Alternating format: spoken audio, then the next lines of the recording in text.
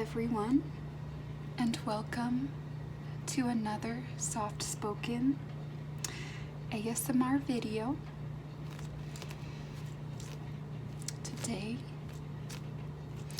we will be taking a look at these vintage travel guides.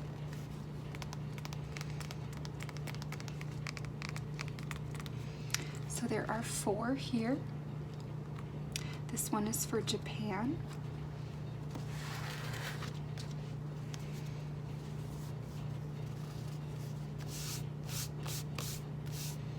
This one is for India, and it looks like a bit of Nepal.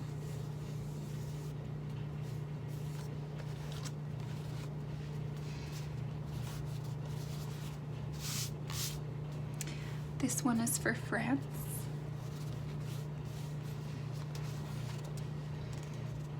And finally, we have Scotland. And these are from the American Geographical Society. Okay, so, and these are quite dated. So it's important to remember that this was from a long time ago, and there are some outdated assumptions, to say the least, about an old travel guide. Okay.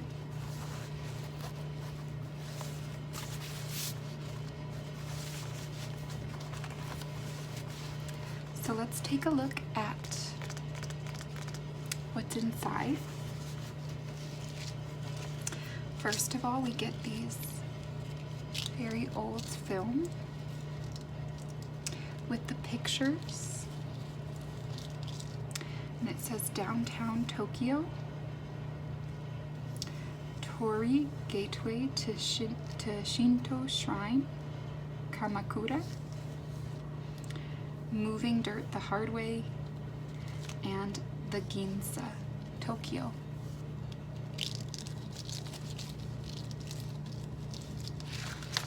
And there's more.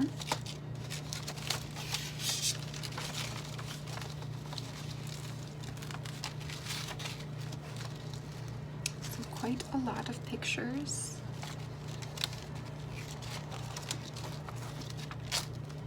This one's beautiful.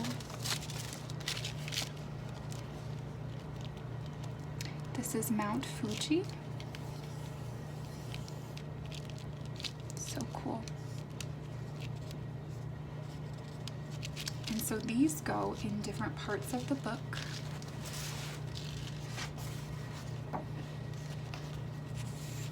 So here we go for Japan.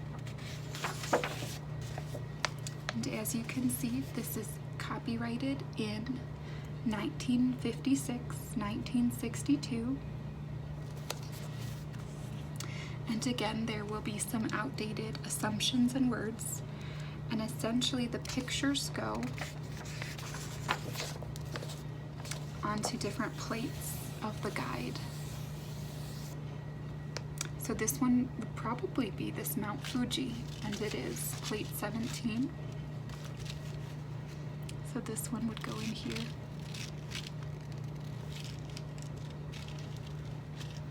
So it's a really cool old guide, old travel guide. And then this talks about the keeper of shoes outside a Buddhist shrine. I'll go ahead and try to find this. This is plate 1. So this would be this picture.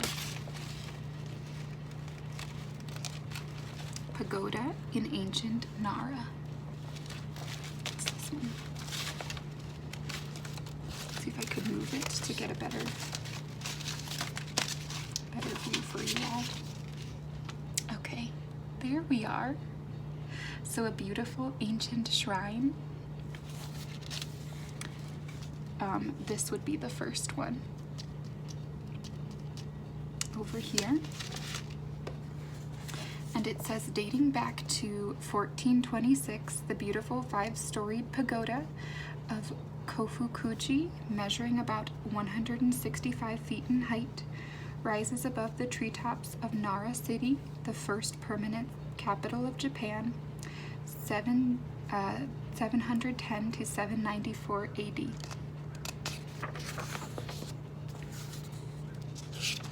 There's some more information, obviously quite old information. This has changed a lot.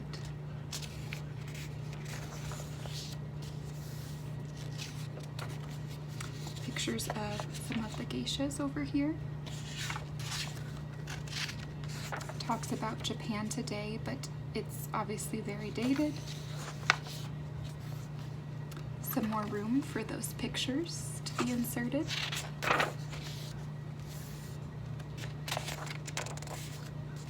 Talk about the bonsai.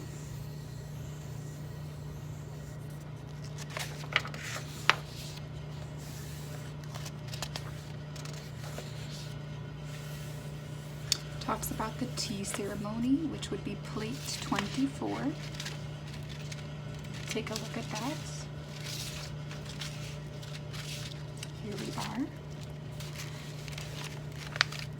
Here is the picture for the tea ceremony. And I have actually attended a Japanese tea ceremony in the United States. It was a beautiful, very interesting and relaxing experience.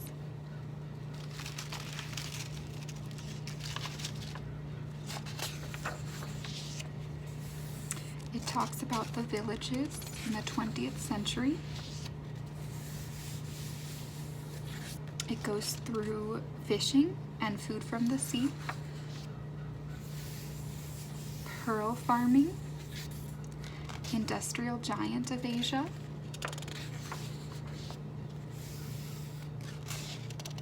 the core area, the cities, and here is a very old map of Tokyo. How cool is this? Wow. So you have Kabuki theater. I've actually seen some examples of Kabuki in popular media recently.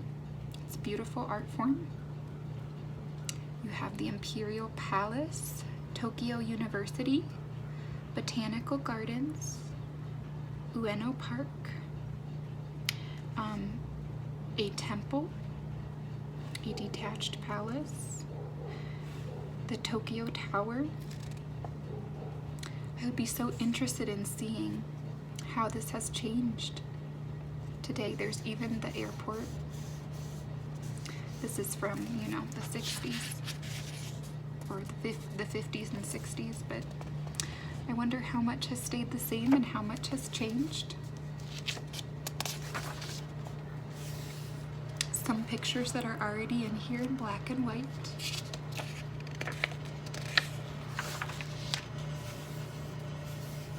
And then this is plate 6. Let's see if I can find that. Oh yes, here we go. This is one of the first ones that we saw. This is downtown Tokyo. Okay. Entertainment for all.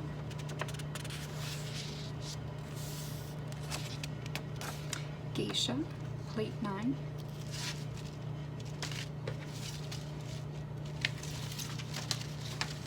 Okay, I'm looking for it right now. Here we go.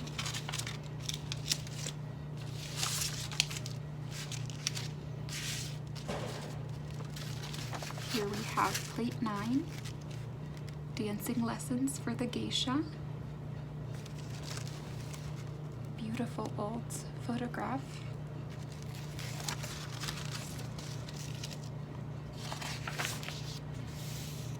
Sightseeing. And here's plate 16. Let's take a look.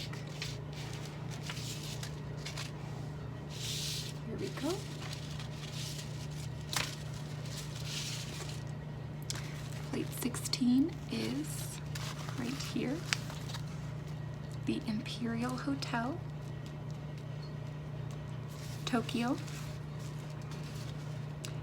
and it is a Frank Lloyd Wright design, one of the few buildings to withstand the earthquake of 1923. How interesting. Oh, if this, it definitely has the flat, kind of horizontal features of Frank Lloyd Wright. Interesting that that is in Tokyo, or was at the time of this book, I'm not sure.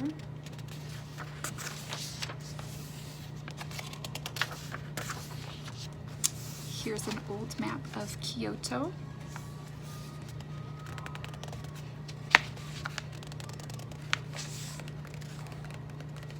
So cool. Again, I'm not quite sure how realistic this is to modern day, but you do have some famous landmarks that I'm sure are relatively similar, whether or not they're exact. The old Imperial Palace, a shrine,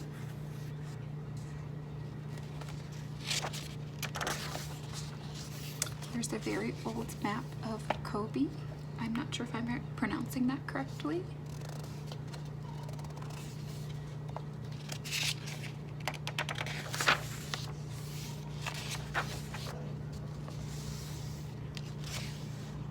It talks about the different regions, such as the Northland. It talks about the home, how people take their shoes off. Okay, mentions it here. The floor is the place to sit and sleep. So those American travelers in the 50s and 60s needed information like this. Since there was no internet or besides a guidebook, I don't know how you would know this before arriving.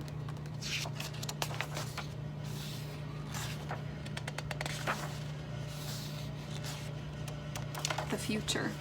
Well, I'm not going to read this whole thing for the sake of time, but I find it interesting that the first line is, Japan's future will not be an easy one. Although it is a great industrial power, it is currently enjoying a remarkable export boom. It lacks many of the resources that are needed for modern industry. Interesting that that was the prediction at this time. And then at the end it goes through some important dates in Japanese history. And it stops at 1961. Rotary International. That's the last date mentioned.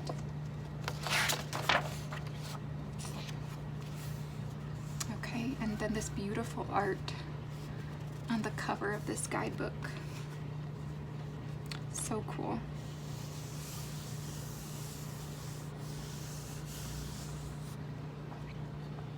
So that's kind of a peek at one of these vintage guidebooks.